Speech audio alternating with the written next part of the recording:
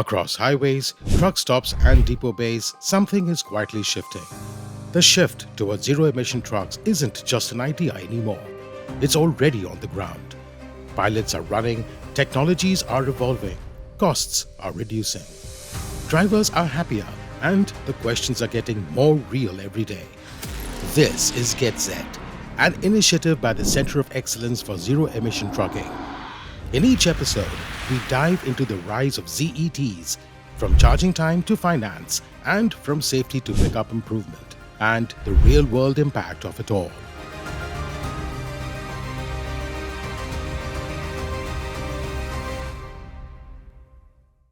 India's trucking sector is on the brink of a major transformation. Zero-emission trucks, ZET's adoption can eliminate a cumulative total of 838 billion liters of diesel consumption by 2050. This would reduce oil expenditures, import bills to the tune of 116 lakh crores by 2050.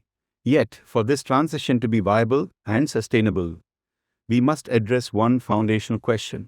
Can India build the charging infrastructures and the mobility capabilities for a nationwide fleet of electric trucks? If we want electric trucks to go the distance, we need more than great vehicles. We need strong, reliable mobility services and accessible charging infrastructure, as well as dynamic new operators who are confidently exploiting the opportunity for eMobility as a service. We call eMobility service as eMaaS, and this is an upcoming business model.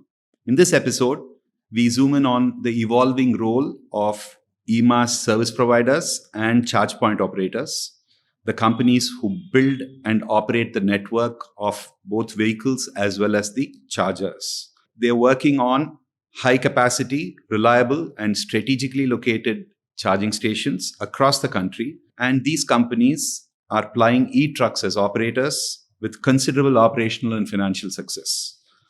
Let's decode the invisible power grid behind the ZET movement. What's being done, who's doing it, and what still needs to be figured out.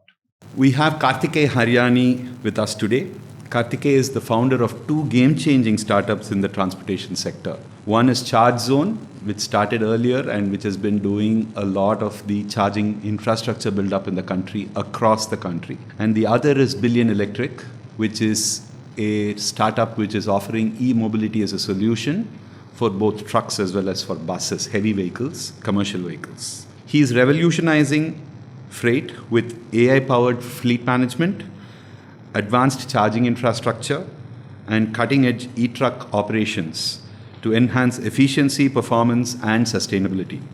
Essentially, Kartikey's company themselves are an operator of eTrucks, and Kartikey's in-depth engagement has enabled him to learn the real requirements and challenges for the trucking community. Kartikey, thank you for finding time. Welcome. Thank you, Karthik. Thank you for having me here today. As BillionE, you've been shattering myths about operating electric trucks.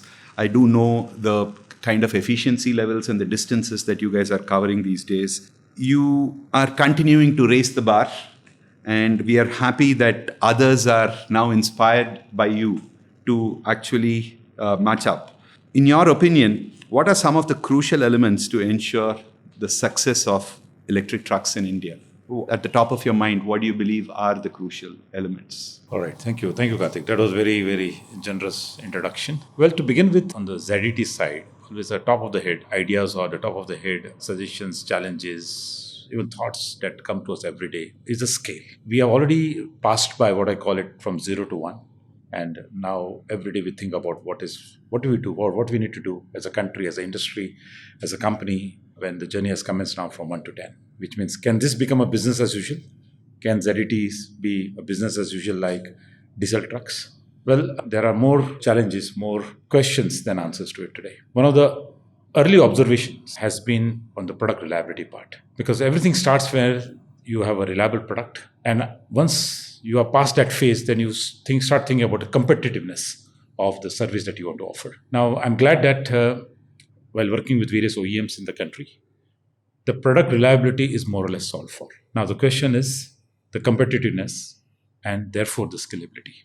The key drivers that drives us motivated or drive us crazy or drive us mad every day as follows. A, it starts with the availability of competitive financing for these vehicles. Secondly, is to develop supercharging infrastructure across the key corridors. And all this ultimately boils down to the most important part, or most important stakeholder in the game is the end customer or end user.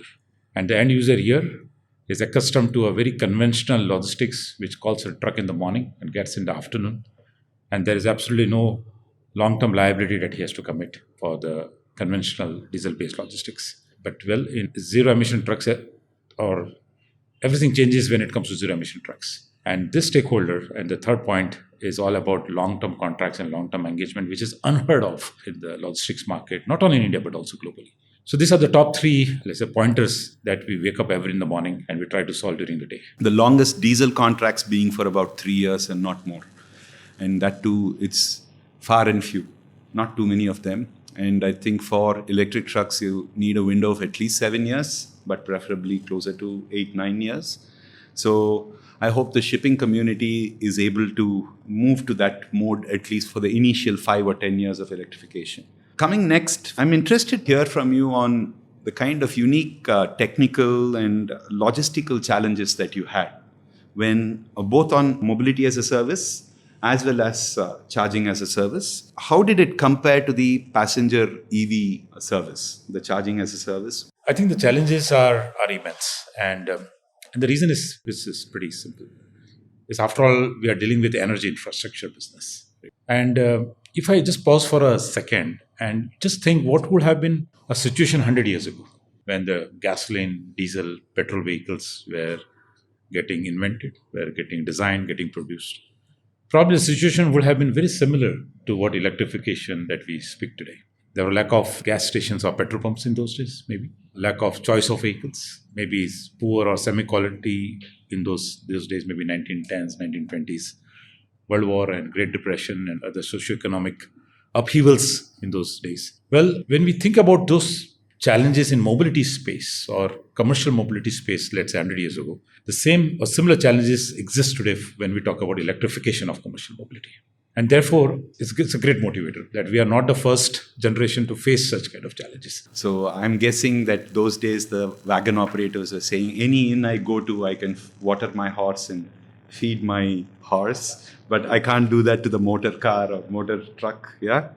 So it's we are going through that in full again, all over again after 100 years. There were similar challenges for a different type of vehicles for a very different generation, let's say 100 years ago. Now, coming to the reality of electrification, it is clear that the fuel here is electricity, which essentially means that you need to create a new genre of gas stations or EV charging stations. And to develop an EV charging station is a very typical process now. Yeah.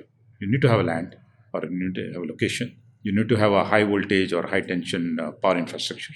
That includes a dedicated feeder line, for example, dedicated transformers, dedicated upstream infra, which is a very standard run-of-the-mill switchyards, as we call them. And then you have these beautiful looking chargers. And that's only, and honestly, just a tip of the iceberg. So the logistic challenges range largely into three different components. Upstream part of power infra, as I said earlier.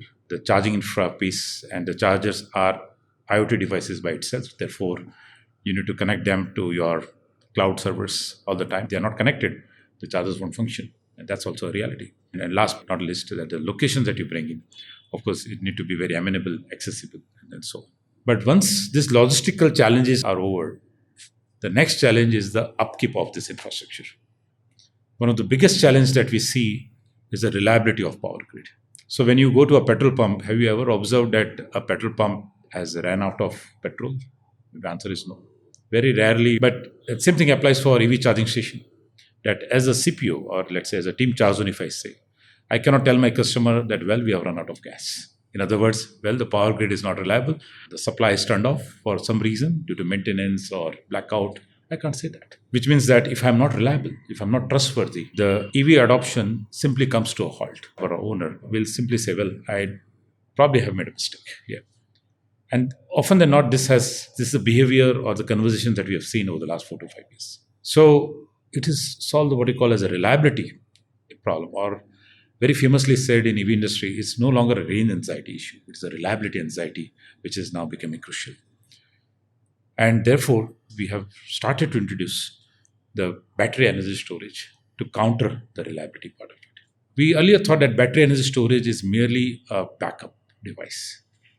But well, today we have realized that why can't we become our own mini or micro discom to our own self? Therefore, introducing solar rooftop on these large charging stations. These solar rooftops act as a microgrid and they do a kind of a drip charging to the battery energy storage. And battery energy storage system can be used on a daily basis. So in a way, on upstream, you have started integrating renewable energy into the charging piece, which is the answer to the most important question by our critics. Is that well, if you're talking about EV as a 100% emission free, but your grid still has carbon, what are you going to do about it? Well, so in our journey, not only we solved the logistic challenges of setting up charging station, but equally focused on the solving the reliability part, and now introducing the renewable energy on the upstream side as well. So as it is said that when life gives you lemons, you make a lemonade. So where we have this challenges coming over, we have tried to solve it in a different way. But all said and done, in EV trucking industry, if you're not going to solve for a charging piece, you'll never have a chance to adopt EV at a scale or EV trucking at a scale. Next one is something about the costs of charging. And I'm talking cost to customer, the person who's taking the power from you. So if you were to step back and catch India electric trucking in the year 2030, what do you think he will be paying per kilowatt hour of energy? Or what do you think he will be incurring as a cost per kilometer of distance? What's your estimate? Because these things are all going to evolve. Some costs are going to go down. What is your estimate on costs? Let's take an example of cost of petrol, diesel. Just 25 years ago. And 25 years ago, we were already out of college. We were working in the industry. We were paying 40 rupees per liter or 50 rupees per liter. For the last 25 years, price has doubled down. It has increased 2x for various reasons. Now, in case of electricity, the beauty is that unlike oil and gas, here you can produce your own electricity. You have that ability to invest and produce renewable energy on your own, store it on your own, and dispense it on your own as well. The cost of electricity as a fuel to the vehicle may not change much. And the reason is cost of electricity today, which is, let's say, on an average, and in all India average from Discom is, let's say, 8 or 9 rupees per unit, including the demand charges and everything that it brings in. And even if I do an RE part of it, there is always a capex involved, and there is also an ROI to be kept in mind for that additional investment that you make. So therefore, today when we charge our commercial mobility at, let's say, 12 rupees or even less, which is hardly a 3 or 4 rupees arbitrage on the Discom cost, maybe in 2030, there might be a marginal decrease or increase, depending again on the locations and utilization factor. Customer is not willing to pay more than a cost of a diesel on a TCO basis. And we are asking to ourselves that why should he pay more for an electric? As we already kind of openly declared our submission, saying that sustainability need not come at a premium. It can be done at a current level of unit economics. And we have in fact clocked more than 500,000 kilometers as on today. That's across more or less 1,000 trips that we have made with a set of 20 plus electric trucks across 14 ton or 19 ton and of course 55 ton category as well. And all the kilometers that we have clocked, our customer hasn't paid a dime more than a diesel.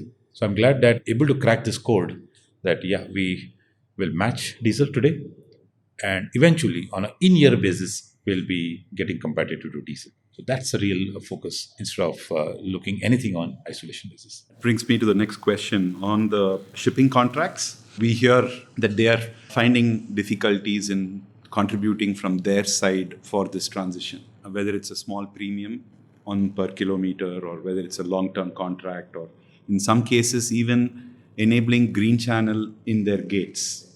So there are quite a few issues that they are having. They're not able to support it to the extent that they would like to.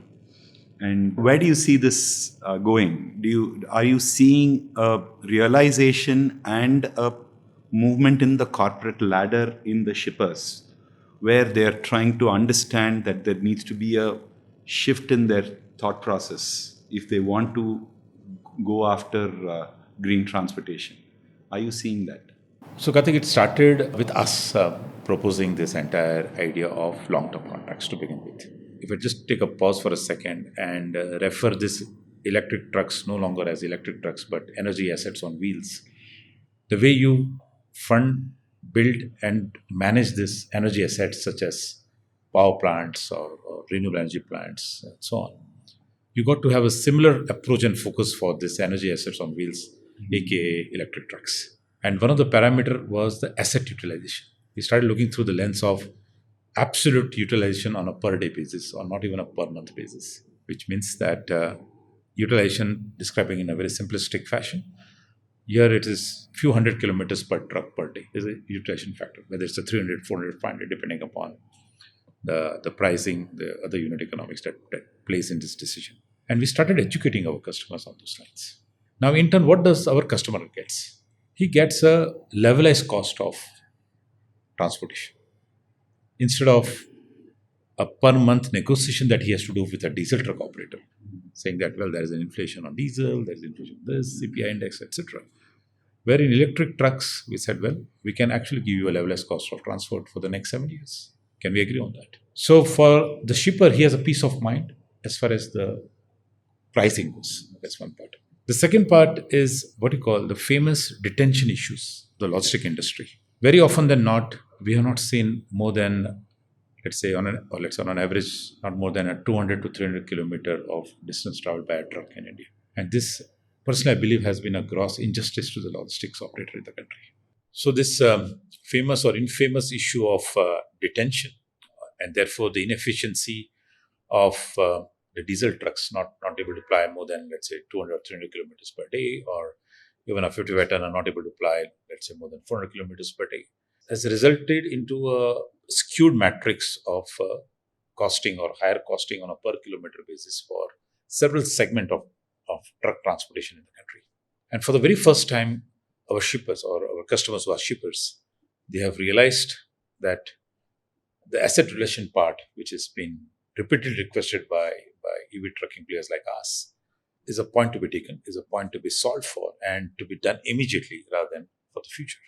Because for us, if we were to give a competitive pricing to a customer, in exchange we are asking only one thing, and that is the asset utilization, which in other words, is a combination of multiple elements such as the number of kilometers you clock, the efficiency you bring, the uptime you bring into the trucks, and so on and so forth.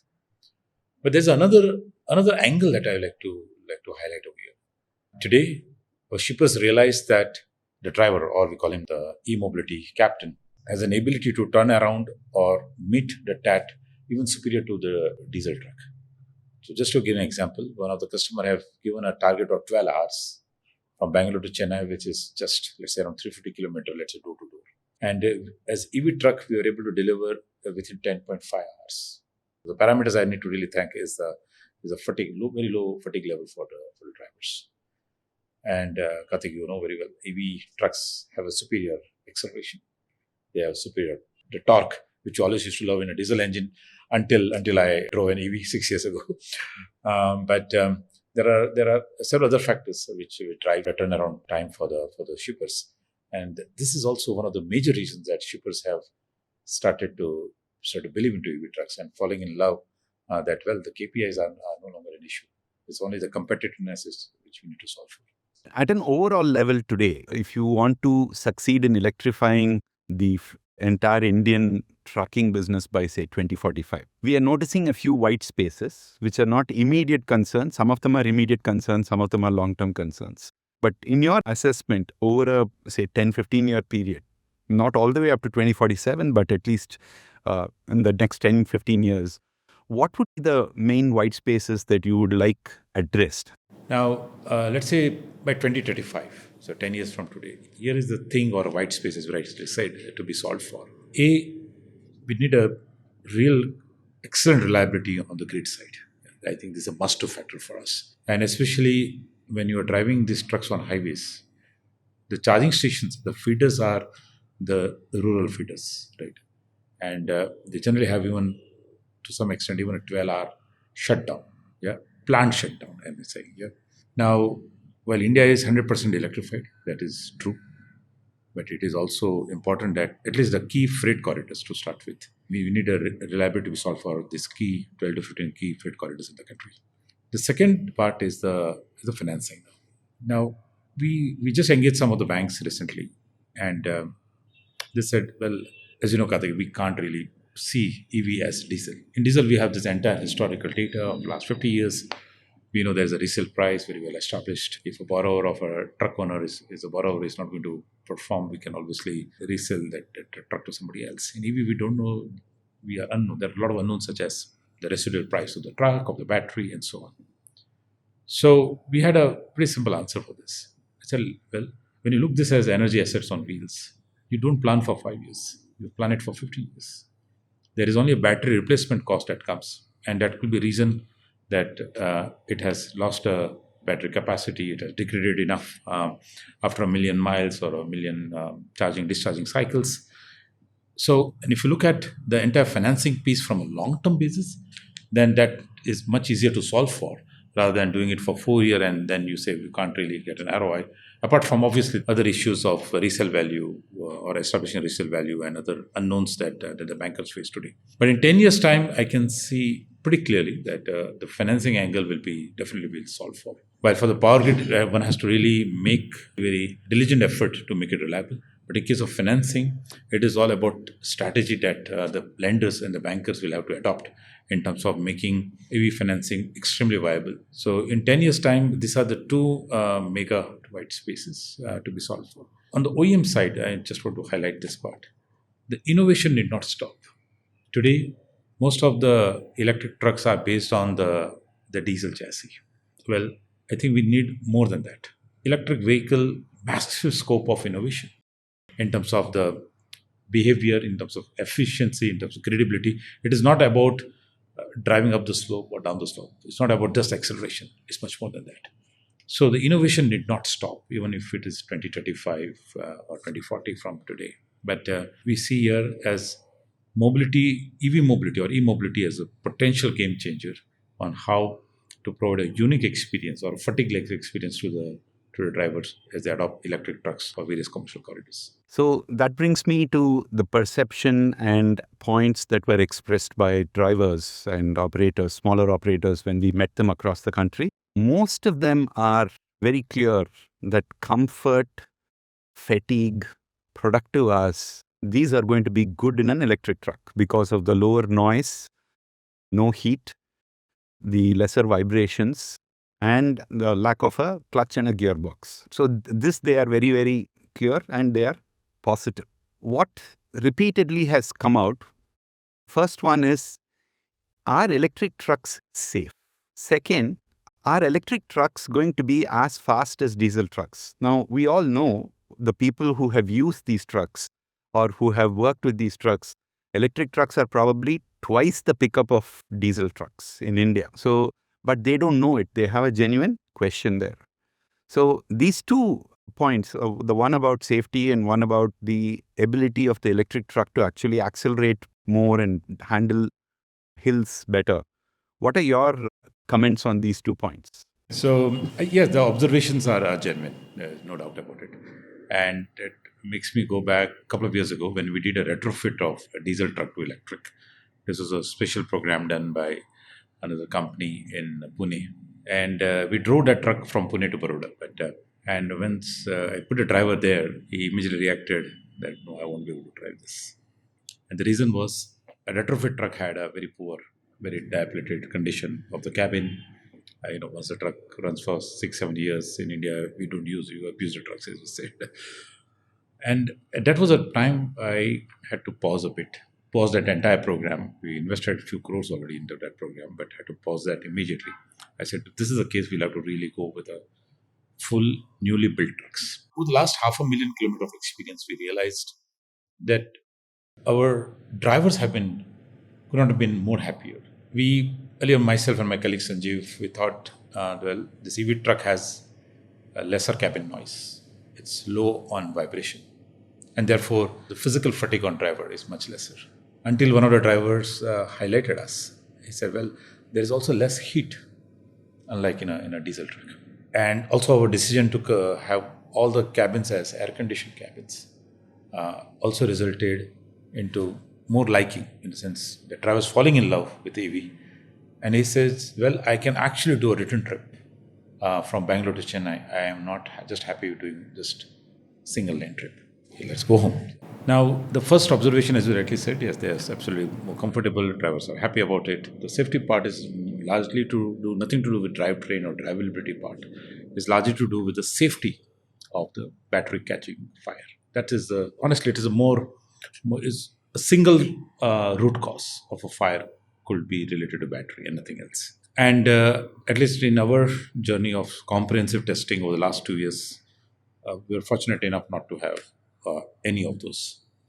And even over the last few months, when we clocked 500,000 kilometers, we didn't see a single breakdown of any of such truck related to any of the, let's say, subsystems or subcomponents of the vehicle. Now, the assumptions of the drivers or the fears can only be allayed if they drive it. And therefore, we had to bring in what we call as a very comprehensive reskilling program for these drivers. To drive a diesel car has been different from a petrol car. We all have seen this, both of us. Yeah. And an accelerator is always a little tighter for a diesel engine because of the clutch mechanism and so on. And an electric truck is gearless, obviously. There are no gears.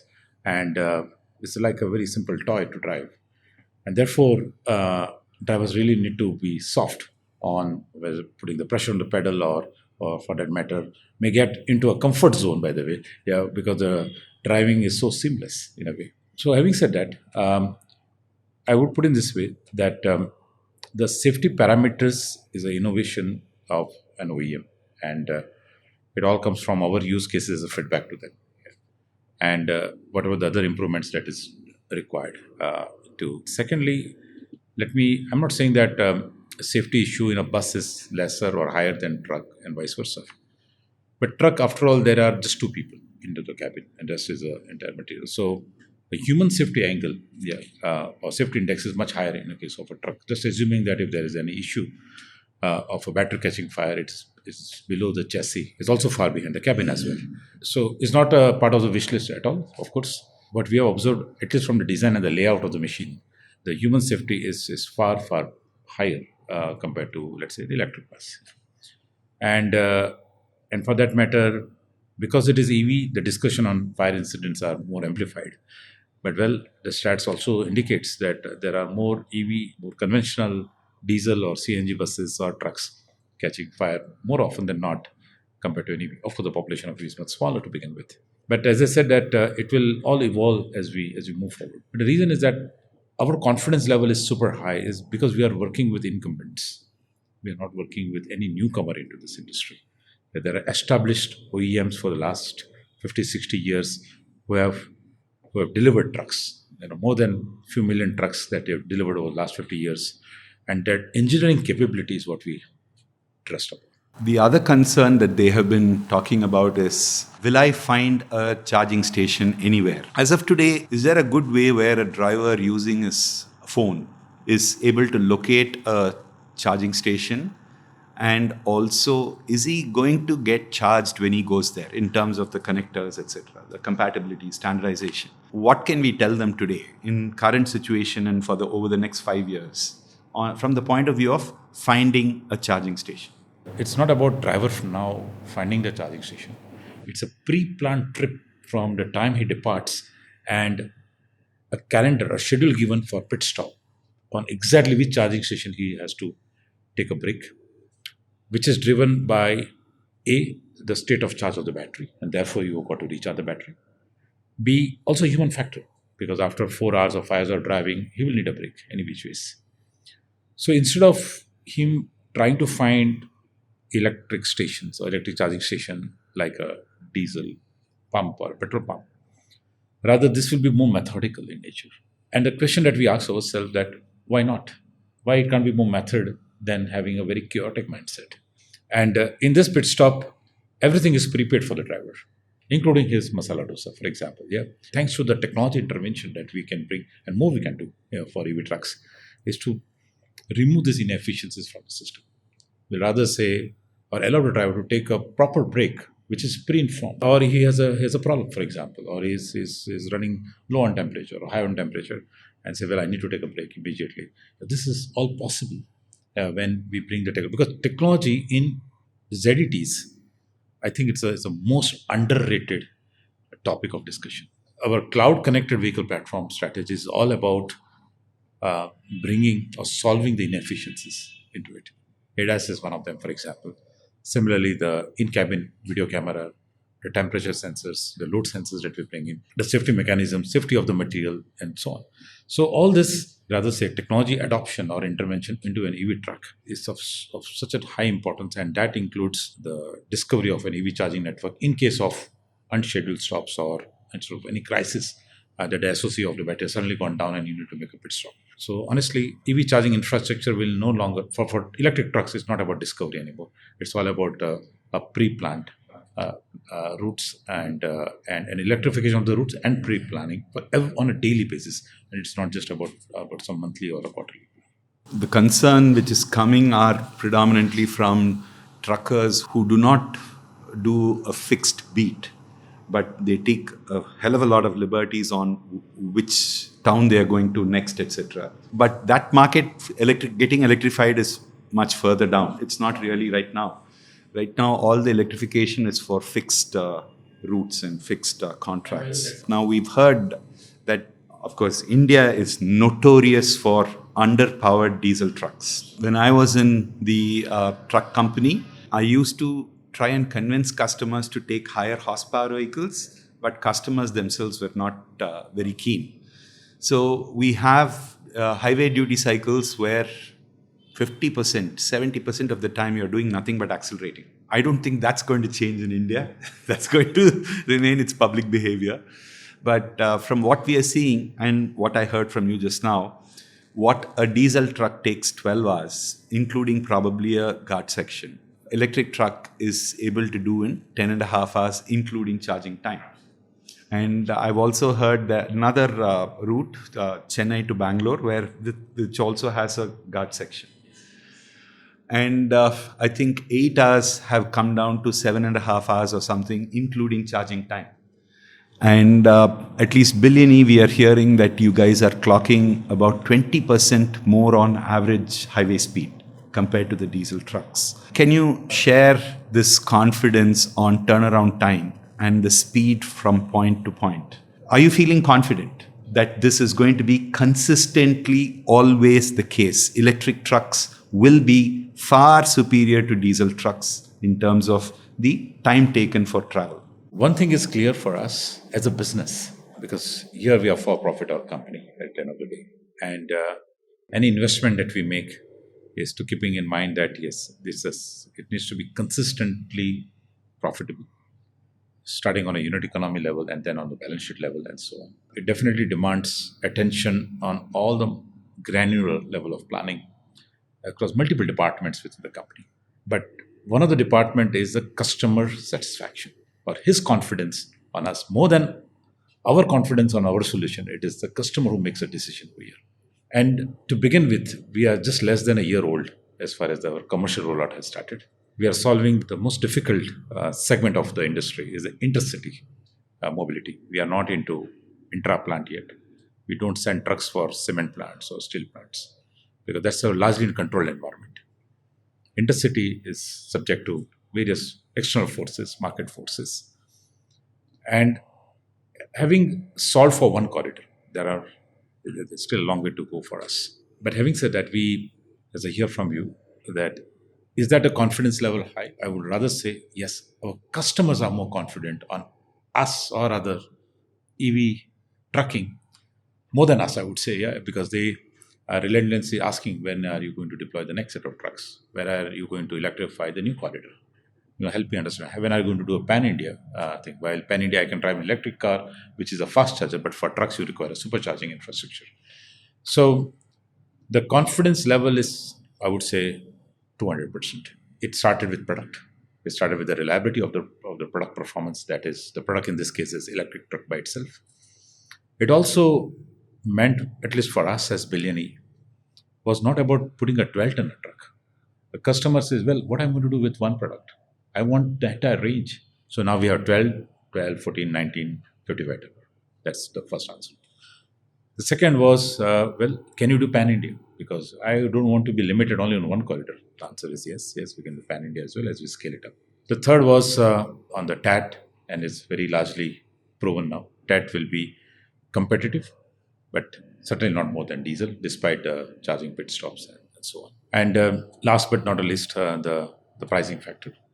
Because at the end of the day, we always have known this, that if you adopt, for a shipper or for the end user to adopt an EV, certainly he or she is not willing to pay a price more than whatever they currently are absorbing for. Superb. So, before we wind up, is there a message for the trucking community from someone like you who's seen about 500,000 kilometers and the nitty-gritty of electrification of trucks? What's a broad message that you'd like to convey to these people?